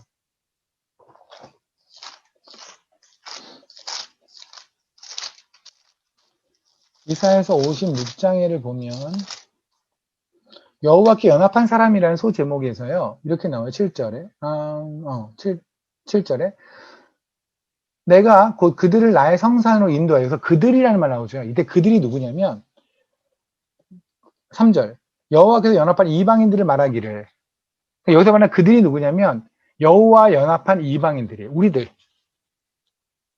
선민들 말고 원래부터 우리는 됐어 라고 했던 그들 말고 하나님과 연합한 이방인들 우리들 그런 애들이 내가 곧 그들을 나의 성산으로 인도하여 기도하는 내 집에서 그들을 기쁘게 할 것이며 그들의 번제와 희생을 나의 제단에서 기꺼이 받게 되리니 이는 내 집은 만민이 기도하는 집이라 일컬음을 했다. 이걸 가지고 우리가 보통 오해하는 것이 만민이 기도하는 집 그래서 교회를 그냥 개나 소나 너구리나 들어와서 아무나 기도해도 되는 집이라고 생각하는 사람들이 있거든요.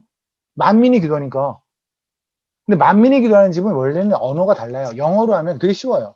A house of prayer for all peoples예요. 모든 민족들을 위해서 기도하는 집. 그러니까 모든 민족이 들어와서 기도하는 집이 아니라 그럼 뭐 교회에 들어서 스님이 목탁 쳐도 되게요. 모든 사람이 들어와서 기도하는 데 했으니까. 그죠? 목탁 치고 뒤에서 막 새벽서부터 그래서 스님이 먹고 되게 웃겠다. 막 목탁 치고 막 이래도 된다는 얘기잖아요, 지금. 그게 아니라 그 스님들을 위해서 기도하는 집이에요. 하나님을 믿지 않은 모든 민족들, 열방들, all peoples잖아요. 우리 다니엘 영어 잘하죠? 여기서 영어 가지고 약하신 분 누군가요? 형우 영어 약하나? 형우도 영어 더 잘하죠? people이란 말이 원래 사람들이란 말이죠. 사람들이란 말 다음에 s가 붙을 수 없잖아요. 그럼 사람들들 이럴 테니까. people 다음에 s가 붙으면 민족들이라는 뜻이 되거든요. 그래서 모든 민족들을 위해서 기도하는 집이에요. 그게 교회예요. 아까 제가 1000번 말하는 거 있죠. 노아의 방주에 들어왔으니 밖에서 물에 떠내려가는 사람들을 살려달라고 하나님께 기도하는 게 우리가 할 일이라고요. 모든 사람들을 위해서 기도하는 집. 그런데 그래서 8절 보세요.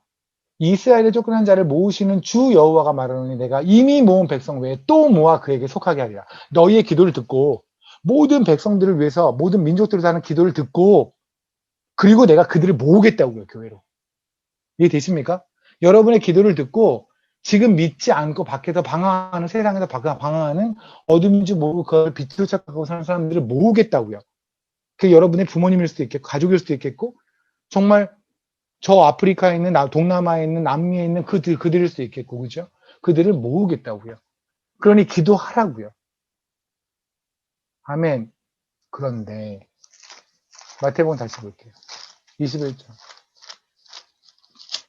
어떤 일이 벌어졌는데요? 그들이 교회를 지네들이 먹고 사는 데를 바꿨다고요. 무슨 말이에요? 교회에서 기도를 하는데 자기네 뱃속만을 위해서 기도하게 됐다고요. 교회가.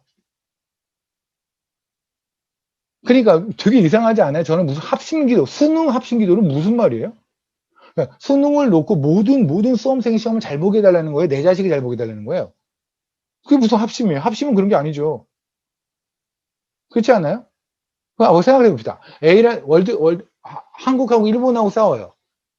그럼 우리는 무슨 합심 기도를 해야 돼요? 둘 다 이겨라? 교회가 합심하는 것은 다른 게 아니에요. 나의 이익이 벗어났을 때 합심이 가능하죠. 그죠? 내 얘기가 들어가면 다 지 얘기만 하고 있을 텐데. 그렇잖아요. 100명이 앉아서 지 얘기만 하고 있어요. 지금 내 딸, 내 아들. 이게 무슨 합심이에요? 교회에 모여서 만민을 위해서 기도하라고요. 만민이 기도하는 게 아니라 만민을 위해서 기도하라고요. 하나님, 저는 안전한데 안전하지 않은 자들이 있습니다. 주님 살려주십시오로 기도하라고요. 근데 안 그랬다고요. 들어와서 다 자기네 이속만 생각했다고요. 그러니까 하나님의 성전이 무너진 건 뭔지 아십니까? 그 안에서 안정감이 하나도 없는 거예요. 그러니까 우리가 봅시다. 우리가 세상에서 열방을 위해서 기도할 수 있는 근거는 뭐예요? 우리가 노아의 방주, 예수의 방주에 들어왔다는 거잖아요. 맞죠? 근데 내가 만약에 노아의 방주에 들어왔다는 자신의 확신이 없으면 그러면 저 같아도 저를 위해서 기도하겠죠. 그렇지 않아요? 어차피 영원히 못 살 거면 이상해서 하나라도 잘 먹고 잘 살고 이런 거 기도하지 않을까요? 그러니까 보세요. 바리새인들 같이 자기네 거를 막 싸웠던 사람, 사다리 열심히 탄 사람들은 영원히 불안해요. 무슬림들이요, 만나보세요. 영원히 불안해요. 그들은 죽을 때 진짜 불안해요. 왜냐면 자기네가 그들이 셰리아라고 하는 그 율법을 다 지켰다는 보장이 없는 걸 지들이 알거든요. 아니, 어떻게 평생 율법을 다 지켜요? 다 못 지키니까 지켰던 걸 엄청 기억하지만 지키지 못한 걸 기억하는 거니까 나이가 들면 들수록 더 확실하게 뭐 하려고. 그래서 여러분 저거 하는 거예요. 자살폭탄 같은 거 하는 거예요. 자살폭탄 하는 게 뭐냐면 여태까지 율법을 지키지 않았을지라도 자살폭탄 같은 걸 한 번 하면 모든 게 털린다고, 다 턴다고. 그냥 한 방에 그냥 파라다이스 간다고 그들은 믿거든요. 성전이라고 그래요. 그래서 이거 뭐냐, 홀리라는 뜻의 성 있잖아요. 그래서 자기 알라를 위해서 자기가 기꺼이 전사를 하면, 그러면 우리 치고 하면 순교를 하면 그러면 간다는 거예요. 그게 믿음이거든요. 그게 왜 그러냐면 끝까지 불안해서 그래요. 무슬림들은 엄청 끝까지 불안해요. 무슬림 진짜 죽는 거 원하지 않아요. 죽음으로 가면은요, 무슬림들 정말 그들의 눈빛이 있어요. 정말 두려워하는 눈빛이 있어요. 전 많이 봤거든요. 왜냐면 하늘에는 확신이 없거든요. 내가 사다리를 탔는데 사다리의 끝이 어딘지 모르는 거예요. 사다리를 열심히 올라왔는데 그냥 뭐 술 한잔 먹고 생각하면 내가 다 왔다 생각하지만 또 술 깨고 생각하면 나는 멀었다고 생각하고 계속 오락가락하니까 나중에 정말 죽을 때 가까이 오면 얼마나 이게 멀리 느껴지겠어요. 상식적으로. 그죠? 불안하죠. 그러니 계속 이 땅의 거, 나의 거, 나의 배속을 구할 수밖에 없죠. 하다못해 구원해주세요, 구원해주세요. 요것만 계속 말하겠죠. 그런데 우리는 이제 구원 받았잖아요. 그러니 우리가 교회 안에서 우리는 얼마나 넉넉하게 살 수 있습니까? 안정을 누리는데. 100조가 내 통장에 들어왔는데, 돈으로 따지면. 100조가 내 통장에 들어왔는데 얼마나 넉넉하겠어요. 그죠? 그 안정감으로 살 수 있는 게 바로 뭐냐면 만민이 기도하는 집이에요. 그런데 밑에 보면 뭐예요? 무화과 나무가 마르죠. 왜? 그들은 자기 자신만을 위해서 노력했고 하나님의 거를 응원한 적이 없거든요. 그럼 뭐예요? 무화과 나무가 그랬잖아요. 하나님과의 관계. 하나님, 그죠? 그러면 그들은 하나님과 시선이 전혀 맞지 않는 삶을 산 거잖아요. 하나님을 바라보지 않고 자기 자신만 바라본 거잖아요. 그럼 뭐야? 말라 비틀어졌게 돼. 그게 무화과 나무예요. 그죠? 그런데 주님이 말씀하는 건 뭐냐면, 그런데 이 때는 바로 뭐냐면, 얘네들은 때가 지금 이런 때예요. 소위 율법의 때예요. 그런데 이제 어떤 때가 올 거냐면, 주님이 십자가에 죽으심으로 은혜가 도래하는 때가 올 거예요. 이해되십니까? 그때에는 너희가 기도로 무엇이든지 뭘 거실래요? 아까 그랬잖아요, 우리. 만민이 기도하는 집. 니네가 하나님의 선택한 백성, 하나님 구한 백성 구해 주십시오라고 하면 그걸 다 들어주겠다고요. 내가 선택한 백성 다 구해내겠다고요. 하여튼 이런 거랑 비슷하죠. 네가 기도하면 그 사람들의 통장에 내가 100억씩 꼽아줄게. 말도 안 되는 얘기죠. 이 말도 안 되는 얘기 하시겠다고요. 이해되십니까? 그러니까 다시 말하면 이거예요. 내가 나를 사랑하고 내가 안정감을 잃어버리고 이 자체가 무화과 나무가 마른 상태예요. 잠언에서 뭐랬죠? 여름에 거두어라. 그죠? 아모스에서 여름 과일 광주에 있었잖아요. 포도가 있고 무화과 나무가 있어요.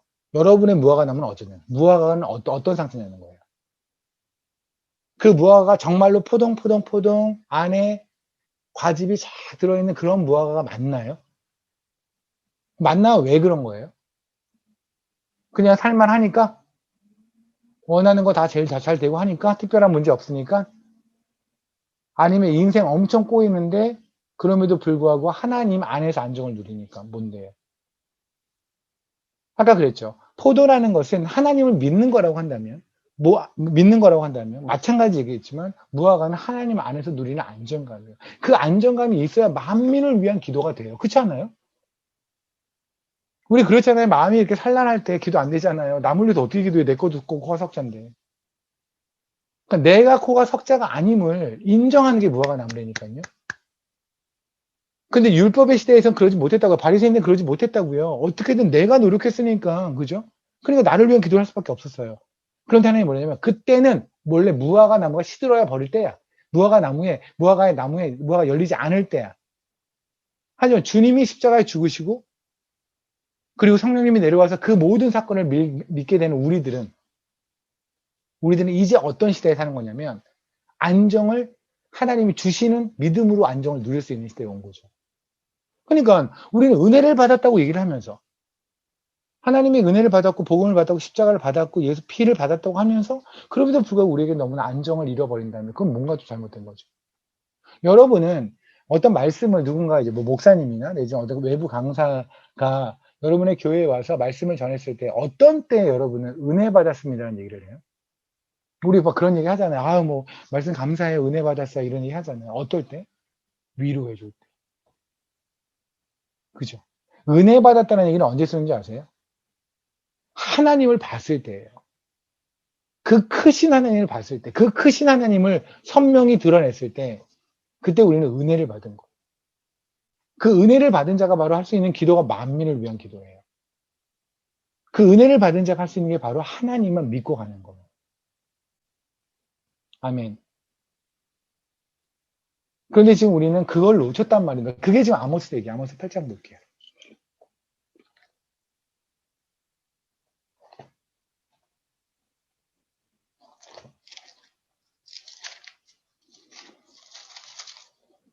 주 여호와께서 1절입니다. 내게 8장 1절 주 여호와께서 내게 이와 같이 보이셨느니라. 보라 여름 과일 한 광주리니라. 그가 말씀하시되 아모스야 네가 무엇을 보느냐. 내가 이르되 여름 과일 한 광주리니라 하시아매 여호와께서 내게 이르시되 내 백성 이스라엘의 끝이 이르렀은즉 내가 다시는 그를 용서하지 않느니라.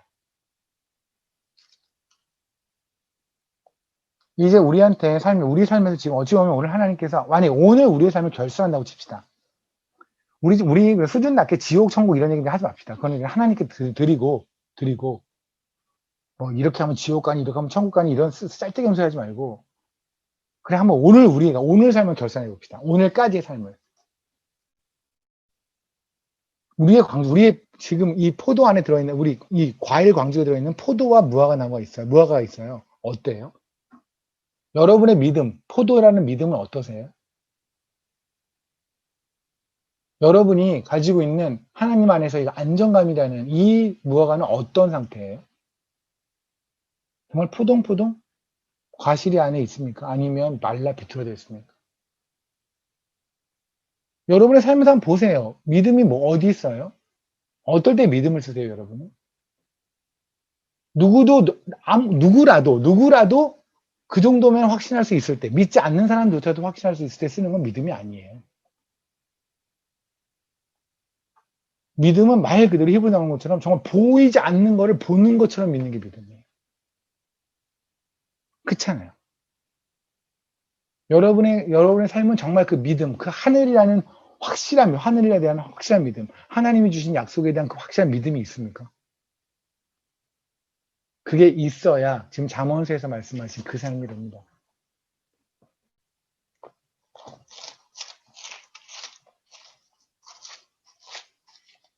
여름에 거두는 자는 지혜로운 아들입니다. 아멘. 그쵸? 왜냐면 지혜 말씀드렸잖아요. 성령님. 성령님이 없는 자가 할 수 없는 자가 믿은 거죠. 성령님이 할 수 없는 게, 성령님이 없으면 할 수 없는 게 우리가 주 안에서 누리는 안정감이잖아요. 그죠? 그자들이에요. 그런데 만약에 거두었는데 그 안에 있는 무화과가 없거나 포도가 없거나 있어도 말라 비틀어졌거나 이랬다면 그들은 부끄러움을 당하게 될 겁니다. 말씀드렸지만 이거는 뭐 천국 가고 지옥 가는 이야기라기보다는 그 얘기로 우리는 받아들이지 말고요. 최소한 우리는 천국에 갈지라도 하나님의 속 무지하게 섞이는 성태로 우리는 천국에 가게 될 겁니다. 현재 속과 우리는 하나님이 무지하게 불쾌한 상태일 수도 있습니다. 여러분의 삶에서는 지금 여러분 뭐를 의존하세요? 믿음이세요? 아니면 눈에 보이는 뭐예요? 눈에 보이는 그것으로 의지해서 내일을 출발한다면 여러분은 뭔가 잘못된 시작을 하는 거예요. 우리의 모든 출발은 믿음이어야 돼요. 모든 마감은 믿음이어야 해요. 여러분의 사랑도 믿음이어야 돼요. 사랑할 만하니 제가 변할 것 같으니 사랑하는 거, 그게 무슨 믿음이죠? 믿음은 하나님만 기대하는 거잖아요. 그죠? 그가 변할 거에 대한 믿음이 아니라니까요. 그걸 변화시킬 수도 있는 하나님, 변화시킬 마음이 있으신 하나님을 우리는 믿는 거예요. 그를 믿는 게 아니에요. 이 사업이 잘 될 거라는 걸 믿는 게 아니에요. 이 사업을 통해서 망하든 흥하든 영광을 받으실 하나님을 믿는 거예요. 나는 건강이 나아질 거라는 믿음이 아니에요. 내가 당장 죽어도 그 순간에 하나님에게 손을 올리면 당신을 찬양합니다라고 죽게 만드실 하나님을 기대하는 거예요. 그게 믿음이에요. 그 믿음을 살자고요, 우리. 근데 우리는 왜 그 믿음을 자꾸 놓치냐고요. 하나님 주셨는데. 세상에 감당하지 못한 이 믿음을 받았는데, 그죠? 안정감은 다른 게 아니에요. 통장에 있는 무엇을 느끼는 안정감이 아니에요. 사람한테 받는 무엇, 성도 몇 명, 교회 같으면 성도 몇 명이 있으니 안정감을 누리고, 그게 아니에요. 안정감은, 예를 들면 교회 같으면 성도가 하나도 없어요. 하나도 없진 않겠죠? 목사님은 있으니 어쨌든 개척은 했을 거 아니에요, 목사님. 그죠? 목사님, 사모님 둘은 있겠다. 아기 있으면 셋. 성도가 정말 우리 가족, 목사님 가족 빼고 한 명도 없어도 그 안에 하나님이 계시니 이것이 예배가 되는. 이게 믿음이에요. 이게 안정감이에요. 아니, 우리가 목사님들이 왜 교회를 개척하세요? 지금 신재호 목사님은 왜 제주도까지 가셨어요? 예배 드리려고. 우리가 하는 거는요, 제가 그러잖아요. 모든 성교는 하나님이 하시고, 우리는 그 하나님을 예배할 따름이라고 말하는 게 뭐냐면, 모든 교회의 모든 그리스도인들의 목적은 예배예요. 예배의 출발이 뭔지 아십니까? 여러분, 다윗한테 하나님께서 성전을 짓는 걸 허락하지 않으셨어요. 다 아는 얘기예요. 그죠? 우리가 최소한 그 정도 아는 사람들끼리 모여있는 거 맞죠? 혹시 여기서 다윗에게 그러셨어요? 이렇게 해서 이런 분은 엎드려 믿고 그냥 나갈게요. 그때 뭐라고 했어요? 왜? 네 아들 때, 그죠? 너는 너무 피를 많이 흘렸으니까 네 아들 때 성전을 짓게 한대, 그죠? 근데 그 아들 이름이 뭐예요? 솔로몬. 솔로몬의 이름이 어디서 나온대요? 샬롬. 평안. 우리의 예배의 근거는 안정감에서 나와요. 그러니까 나는 매우 불안한 상태에서 주님께 예배드렸더니 하나님, 그러니까 제가 지금 돈이 불안해요. 주님 예배를 드릴게 이 돈 문제를 해결해 주세요. 이건 예배가 아니라고 제가 많이 말씀드렸잖아요. 예배는 이런 거예요. 정말 마음이 저 어머님이 돌아가시기 전에 잘 쓰던 전라도 사투리지 저희 어머님만의 은원이 모르는데 욕강이란 말 썼거든요. 마음이 욕강하다고 그랬어요. 마음이 이렇게 막 이렇게 울렁울렁한다. 이렇게 뭔가 움직이고 안정이 안 되는 그런 걸 욕강했는데 저는 그게 굉장히 표준어인 줄 알고 초등학교에서 그 말을 썼다가 거의 매장당할 뻔했다. 썼어 이렇게 그 있잖아요. 주관식 문제를 욕강 했다 이랬다가 우리 어머니가 불려가는 일이 벌어졌었는데 어쨌든 욕강 해. 우리 마음이 막 불안해요. 예배 자리 와요. 저는 예배 자리 전에 우리의 마음이 모두 다 안정을 찾아야 된다는 얘기가 아니에요. 우린 그게 안 돼요. 예배 자리 와요. 찬양이 아니죠. 주님은 뭐 하나님, 뭐 예수 하나님의 공의를 되는데 별로 공의 같지도 않고 내 삶은 왜 이런지도 모르겠고 하나님의 은혜는 되게 크리는데 나만 뺀 것 같고 막 이런 느낌 들잖아요. 그죠? 하나님의 은혜는 강물처럼 흐르는데 왜 그 강물이 나한테만 안 흘러? 이런 생각이 들고 왔단 말이에요. 예배에. 그리고 우리가 이제 성령이 있는 사람들은 그리고 찬양을 딱 부르는데 그리고 설교를 듣는데 하나님이 하나님인 거예요. 나는 마치 쥐가 코끼리 뒤에 있는 발톱 하나 보고 깜짝 놀라는 것처럼 그냥 하나님 전체에서 1000분의 1도 안 보고 또 까불었던 거예요. 또 불안했던 거예요. 그 하나님을 보니 와 나는 여전히 그 모양이지만 욕강은 나의 상태는 욕강하지만 나의 마음이 너무 안정을 누리는 거예요. 저 하나님이 나의 아버지구나. 그게 예배예요. 그러면서 예배에서 하나님 찬양하는 거예요. 당신이 저의 하나님이 되어서 감사합니다. 아까 그랬잖아, 하나님. 대놓고 얘기했잖아요, 주님께서. 내가 너의 하나님이 되지 않을 거야. 그죠? 마태복음에서. 나의 권위를 인정하지 않고 너의 권위를 내세우는 너의 하나님이 되지 않을 거야. 세상에 이거보다 끔찍한 얘기가 있나요? 여러분 혹시 이거하고 여러분 통장에서 갑자기 1억이 빠져나가는 거. 내 전재산 1억이 있는데, 현금이 있는데, 현금 1억이 사라지는 거야. 보이스피싱? 그런 걸로 사라졌어요. 하고, 하나님께서 내가 너의 하나님이 안 될 거야. 어느 게 커요? 이거 생각해봐야 되는 큰 문제인 거예요. 그죠? 이건 말도 안 되는 일이잖아요. 우리의 하나님이 되어줘야 되는데, 이 일이 우리 삶에 벌어졌어요. 근데 우리는 까먹잖아요. 늘 세상에서. 그런데 이 안정감을 하나님께서 예배에서 찬양으로 말씀을 선포해 주신다고요. 그래서 우리는 예배가 끝나고 나면 우리는 다시 한번 하나님 은혜 받았습니다. 말씀으로 찬양으로 은혜 받았습니다. 뭐예요? 다시 저의 안정감은 회복되었습니다. 그거하고 사는 거예요, 또. 그죠? 그러니까 우리에게 필요한 건 뭐냐? 믿음과 안정감, 이것만 있으면 돼요. 그리스도인 이거 이상 있을 필요가 없어요. 이것만 있으면 돼요. 사실 제가 지금 이게 설교를 하고 있지만 조금 전에 말씀을 전하기 전에 저희 장모님이 조금 전에 돌아가셨다는 얘기를 전화를 받고 지금 설교를 한 거예요. 그래서 저는 이제 내일 아침에 일찍 가봐야 되는데 근데 만약에 제가 거기에 매달려 있다면 저는 설교 못해요. 근데 저희 장모님을 데려가신 분이 하나님이시잖아요. 이유가 있으시겠죠. 그 얘기를 이 시간에 듣게 하신 분이 하나님이시잖아요. 이유가 있으시겠죠. 제가 예전에 케냐에 있을 때 캅사벳이라는 곳 아시는 말 텐데 캅사벳이라는 곳에 있었어요. 그러니까 한국으로 하면 뭐 강원도 산골 좀 될까요? 거기서 있는데 어머님이 돌아가셨다는 얘기를 들은 거예요. 전화가 왔어요. 그러니까 거기서 빨리 내려와서 나이로비 와서 비행기 타고 오면 장례식 입관은 볼 수 있는 거예요. 아 정말 이렇게 눈물이 너무너무 나는데 그러면서 기도를 하는데 결국 하나님이 저에게 주신 거는 머물라예요. 왜냐면 거기에 하나님이 죽어가는 백성들 있잖아요. 저희 어머니는 이미 주 안에서 하 집사님으로 소천하셨거든요. 그럼 됐죠. 인간적인 마음은 당연히 가고 싶고 당연히 가야 되고 그런데 주 안에서 누리는 안정감은 또 그게 아니더라고요. 저는 저희의 삶이 그랬으면 좋겠어요. 우리를 흔들 일은 너무 많아요. 매 순간 모든 것이 우리를 흔들어요. 그쵸? 뭐든지 흔들어요.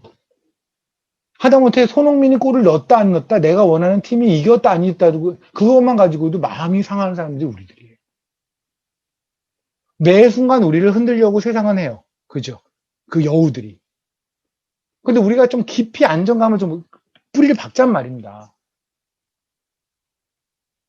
돈에 흔들리지 말고요. 명예에 흔들리지 말고, 남들의 시기, 질투, 험담에 흔들리지 말고요. 좀 그냥 묵묵히 가자고요, 이 길쯤. 왜 그걸 못해요? 하자고요, 그냥. 근데 우리 한 명 한 명 못하잖아. 그러니까 이게 모아놨잖아요, 하나님께서.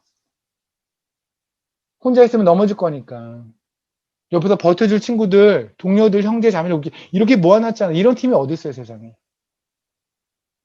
힘 합쳐서 가자고요. 끝까지. 하늘만 보고, 그리고 믿음으로 안정 누리며 가자고요. 최소한 우리 안에서는 이럽시다. 믿음으로 제주도 가신 목사님이 잘하신 거예요. 서안에서 담임 목사님 하시다가 부교육자로 가셨어요. 창피하지 않아요? 가오 떨어지는 거 아니에요? 근데 그 믿음을 쓰셨으니 감사하다 우리가 박수 치잔 말입니다. 여기 있는 누군가가 세상에서 보기에 말도 안 되는 내려놓음 하면 박수 치자고요. 그의 안정감에. 박수 치자고요. 누군가가 지코가 석자인데 만민을 위해서 기도를 하고 있어요.